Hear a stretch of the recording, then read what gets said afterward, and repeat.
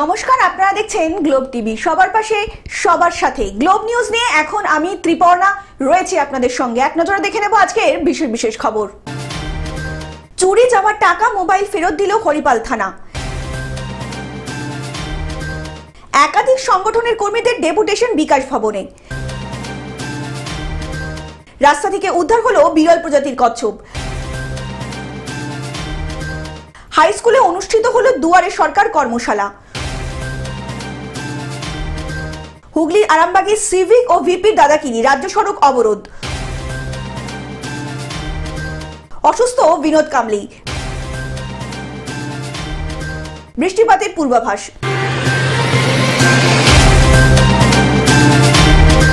আসছে বিস্তারিত খবরে। চুরি যাওয়া টাকা মোবাইল ফেরত দিল হরিপাল থানা। তারকেশ্বর শ্রাবণী মেলায় 18 জন যাত্রীদের মোবাইল ফোন এবং সাইবার ক্রাইমে খোয়া যাওয়া 2,86,335 টাকা তিনজনকে ফিরিয়ে দিলেন হরিপাল থানার পুলিশ। মঙ্গলবার একটি সাংবাদিক সম্মেলনের আয়োজন করেন গ্রামীণ হরিপাল থানার পুলিশ। হুগলি জেলার গ্রামীণ পুলিশের ডিএসপি হেডকোয়ার্টার্সের অগ্নিশ্বর চৌধুরী একটি সাংবাদিক সম্মেলন করে প্রাপ্য গ্রাহকদের হাতে চুরি যাওয়া মোবাইল ও টাকা ফেরত দেন। এই অনুষ্ঠানে উপস্থিত ছিলেন হুগলি জেলার গ্রামীণ পুলিশের সিআই তারকেশ্বর প্রশান্ত চক্রবর্তী ও শ্রী হরিপাল থানায় অরূপ কুমার মণ্ডল ও অন্যান্য পুলিশ কর্মীদের একাংশ। নিজেদের হারিয়ে যাওয়া মোবাইল এবং টাকা ফেরত পেয়ে খুশি গ্রাহকরা। তারা ধন্যবাদ জানালেন হরিপাল থানার পুলিশ আধিকারিকদের। যেরকম বিভিন্ন জায়গায় বহু লোক করছেন, সেরকম ভাবে কিন্তু দেখতে হবে যে আমাদের কিন্তু রিকভারিও ভালো আছে। এখন মানুষ আগের চেয়ে সচেতন হয়েছেন। তারা যে কোনো জায়গায় যদি প্রতারণার শিকার হন তো তারা সঙ্গে সঙ্গে এসে বিভিন্ন আমাদের থানায় এসে রিপোর্ট করছেন, যার জন্য কিন্তু হারিয়ে যাওয়া টাকা অনেকাংশেই রিকভারি করা সম্ভব হচ্ছে। যেমন আজকে আমরা এখানে 3 জন সাইবার ফ্রড ভিকটিম যারা আছেন তাদেরকে মোট এখানের দিকে আমরা একজনকে 1,27,000 টাকা, আরেকজনকে 52,724 টাকা এবং আরেকজনকে 1,06,611 টাকা ফেরত দিতে পেরেছি। 2025 সালে ইতিমধ্যে আমরা 8,04,811 টাকা প্রতারিত যারা হয়েছেন তাদের কাছে তুলে দিতে পেরেছি। এটাও কিন্তু আমাদের সাইবার থানা এবং এই থানার মধ্যে আমাদের হুগলি জেলা রুরাল পুলিশের বিভিন্ন থানাতে যে সাইবার ইউনিট আছে তাদের কিন্তু এটা একটা বড় সাফল্য। এছাড়া আজকে আমরা এখানের দিকে মোট 18টি মোবাইল, যাদের মোবাইল হারিয়ে গেছিল বিভিন্ন অকেশনে, তাদের হাতে আমরা তুলে দিতে পেরেছি। এছাড়া শ্রাবণী মেলাতে যারা মোবাইল হারিয়েছিলেন তাদের মধ্যে 11টি মোবাইল রিকভার করা সম্ভব হয়েছে এবং টোটাল 29টি মোবাইল কিন্তু এই খুব কম সময়ের মধ্যে আমরা এদের হাতে তুলে দিতে পেরেছি। হুগলি থেকে রাজকুমার প্রসাদের রিপোর্ট, গ্লোব নিউজ। একাধিক সংগঠনের কর্মীরা ডেপুটেশন জমা দিলেন বিকাশ ভবনে। বেতন বৃদ্ধির দাবিতে সমগ্র শিক্ষা অভিযানে রাজ্যের 500 শিক্ষক, শিক্ষিকা এবং শিক্ষাবন্ধু এবং এসএসকেএম সহ একাধিক সংগঠনের কর্মীরা বিকাশ ভবনের অদূরে পিএনবি মোড়ে জমায়েত হয়ে বেতন বৃদ্ধি নিয়ে একটি প্রতিবাদ মিছিল করে বিকাশ ভবনের দিকে সেই মিছিল সহকারে এগিয়ে যেতে থাকেন এবং পরে প্রতিনিধি দল গিয়ে ডেপুটেশন জমা দিল কলকাতার বিকাশ ভবনে।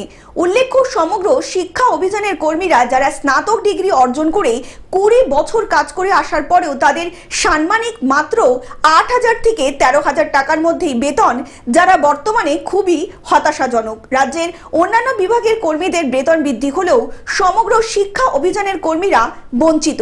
বিভিন্ন সংগঠনের পক্ষ থেকে বেতন বৃদ্ধির জন্য মুখ্যমন্ত্রী মমতা বন্দ্যোপাধ্যায়ের প্রতিও অনুরোধ জানানো হয়েছে।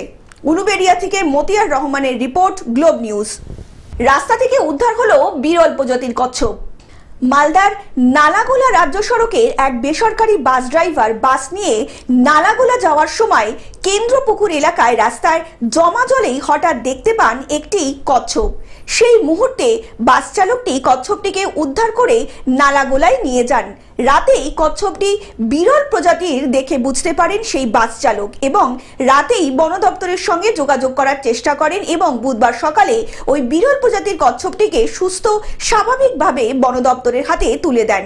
গতকাল রাতে মালদা থেকে নালাগোলাগামী অপরাজিতা বাসের এক ড্রাইভার কেনপুকুরে এক জায়গায় জল জমা হয়ে থাকে রাস্তার উপরে, সেখানে এই বিরল প্রজাতির এই কচ্ছপটিকে দেখতে পাই এবং সে নিয়ে এসে গতকাল রাত্রেই আমাদের হাতে এটাকে তুলে দেয়।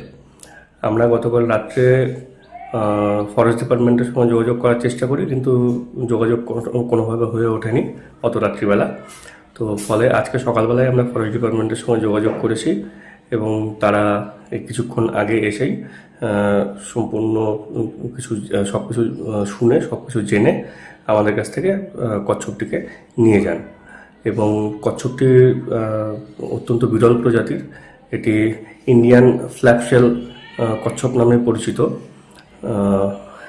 সাধারণত হলুদ বা সাদা রঙের হয়ে থাকে, তো এই ক্ষেত্রে আমরা হলুদ রঙের কচ্ছপটাই পেয়েছি। যাই হোক, আমরা আশা রাখি কচ্ছপটি সঠিক জায়গায় যাবে এবং সঠিক শুশ্রূষা পেয়ে সুস্থ থাকবে এবং ভালো থাকবে। নালাগোলা স্থানীয় বাসিন্দারা মানুষ গোস্বামী বিরল এই প্রজাতির কচ্ছপটিকে বাস চালক পেয়েছেন। সেই বিরল প্রজাতির কচ্ছপটি নালাগোলা বাস স্ট্যান্ডে সুরক্ষিতভাবেই রাখা হয়। সকালে বন দপ্তরের সাথে যোগাযোগ করে তাদের হাতেই তুলে দেওয়া হয়েছে এই বিরল প্রজাতির কচ্ছপটিকে। এই বিরল প্রজাতির কচ্ছপটির নাম তিলকাছিম।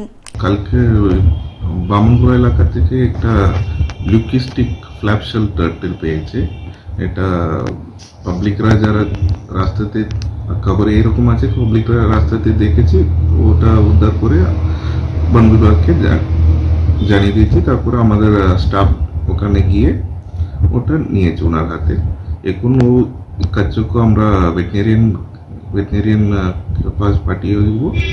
ওরা যেরকম নির্দেশ দেবে ওরকম ट्रीटमेंट या करना है उसको उसी हिसाब से कर देंगे।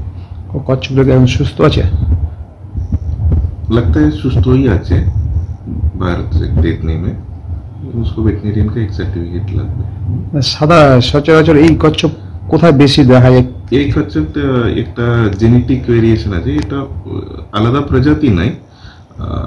ফ্ল্যাপশেল টার্টল আছে এখানে, লেকিন এর মধ্যে একটা জেনেটিক ভেরিয়েশন আছে, লিউকিসিজম। মালদা থেকে অভিষেক দাসের রিপোর্ট, গ্লোব নিউজ। হাই স্কুলে অনুষ্ঠিত হলো দুয়ারে সরকার ক্যাম্প। মুখ্যমন্ত্রী মমতা বন্দ্যোপাধ্যায়ের স্বপ্নের প্রকল্প আমাদের পাড়া আমাদের সমাধান প্রকল্পের পাশাপাশি পূর্ব বর্ধমান জেলার মন্তেশ্বরের মাঝের গ্রাম পঞ্চায়েতের অন্তর্গত ভেলিয়া পিপি হাই স্কুল প্রাঙ্গণে মাঝগ্রাম হাই স্কুল ও ধানখেরুর গার্লস হাই স্কুলে অনুষ্ঠিত হলো দুয়ারে সরকার ক্যাম্প। এই ক্যাম্প থেকে বেশ কয়েকটি গুরুত্বপূর্ণ প্রকল্পের পরিষেবা দেওয়া হয় সাধারণ মানুষদের। এই সকল পরিষেবায় উপভোক্তাদের ভিড় ছিল চোখে পড়ার মতন। অল্প স্বল্প কিছু বাকি আছে, ম্যাক্সিমাম ইনফ্রাস্ট্রাকচার ডেভেলপমেন্ট হয়ে গেছে, পরিকাঠামোগত উন্নয়ন হয়ে গেছে এবং ছোট ছোট যে কাজগুলো আমরা হয়তো পঞ্চায়েত থেকে সবসময় করে উঠতে পারতাম না, এখন আমাদের সরকার 10 লাখ টাকা প্রতি বুথ পিছু দিয়েছেন। এটা একটা ব্যাপক কাজ করা যায়। পরিদর্শন করতে আসেন মন্তেশ্বর পঞ্চায়েত সমিতির সভাপতি আহমেদ হোসেন শেখ, মন্তেশ্বর ব্লকের video Sanjay Roy, joint video Somnath Sau সহ জেলা পরিষদের খাদ্যের কর্মাধ্যক্ষ রানা ইয়াসমিন, ব্লক সভাপতি সহ এবকুমার পঞ্চায়েতের খাদ্যের কর্মাধ্যক্ষ রাকিবুল হক সহ আরো অনেক বিশিষ্ট ব্যক্তিবর্গ। আপনারা দেখেছেন যে আমাদের মাননীয় মুখ্যমন্ত্রী মমতা বন্দ্যোপাধ্যায় যে স্বপ্নের প্রকল্প আমাদের পাড়া আমাদের সমাধান, আজকে আমাদের যেটা হচ্ছিল সেটা হচ্ছে মধ্যমগ্রাম অঞ্চল। আমাদের 3টে ক্যাম্প হচ্ছিল। সেই ক্যাম্পটা একটা আমাদের মধ্যমগ্রাম হাই স্কুল, দ্বিতীয়টা হচ্ছে আমাদের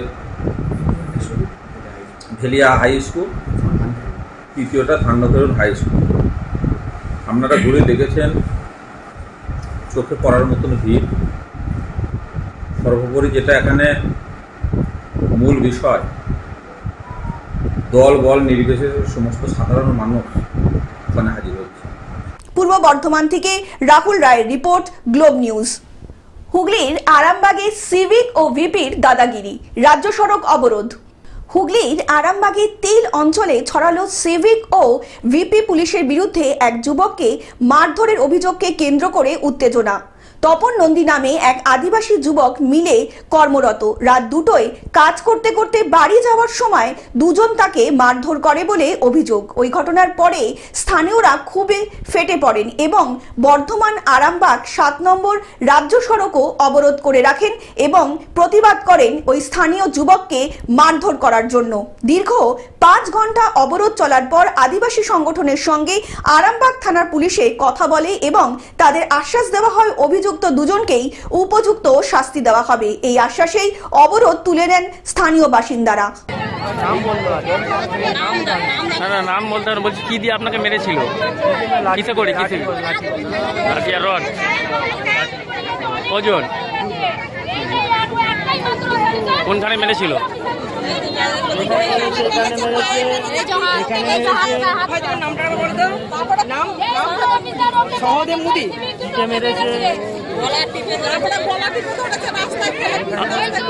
আপনার নাম কি?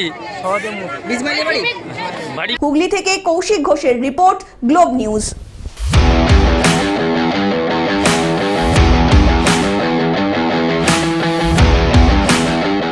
অসুস্থ বিনোদ কামলি। বিনোদ কামলির কথা বলতে সমস্যা হচ্ছে, তার হাঁটতেও সমস্যা হচ্ছে, এমন কথা জানিয়েছেন ভারতের প্রাক্তন ব্যাটসম্যানদের ভাই বীরেন্দ্র কামলি। দাদার জন্য সবাইকে প্রার্থনা করতে অনুরোধ করেছেন তিনি। গত অক্টোবর থেকে অসুস্থ বিনোদ কামলি, তিনি এখনো পুরো সুস্থ হয়ে উঠতে পারেননি। একটি টক শোয়ে বীরেন্দ্র বলেছেন, দাদা এখন বাড়িতেই আছেন, অবস্থা অনেকটাই স্থিতিশীল, তবে কথা বলতে সমস্যা হচ্ছে। আরো বলেছেন, দাদা খুবই লড়াকু চরিত্রের মানুষ, আমি নিশ্চিত দাদা আবারও হাঁটতে পারবে। Bureau report, Globe news.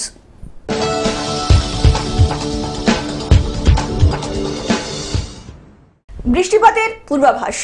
সাগরে নিম্নচাপ শক্তি হারালেও উত্তাল থাকবে সমুদ্র। উত্তর বঙ্গোপসাগর ও সংলগ্ন পশ্চিমবঙ্গ উপকূলে মৎস্যজীবীদের কাল শুক্রবার পর্যন্ত শনিবার মাছ ধরতে যেতে নিষেধাজ্ঞা জারি করেছে আবহাওয়া দপ্তর। দক্ষিণবঙ্গে বৃহস্পতিবার থেকে ফের ভারী বৃষ্টি শুরু হবে। বৃহস্পতিবার থেকে বিক্ষিপ্তভাবে ভারী বৃষ্টির সম্ভাবনা রয়েছে দক্ষিণবঙ্গের বিভিন্ন জেলায়। পূর্ব মেদিনীপুর, উত্তর ও দক্ষিণ 24 পরগনার জেলাতেও ভারী বৃষ্টির পূর্বাভাস। বিক্ষিপ্তভাবে বজ্রবিদ্যুৎ সহ বৃষ্টির সম্ভাবনা থাকবে সব জেলাগুলিতেই। সঙ্গে 30 থেকে 40 কিলোমিটার বেগে দমকা ঝোড়ো বাতাসও বইবে। Bureau report, Globe news.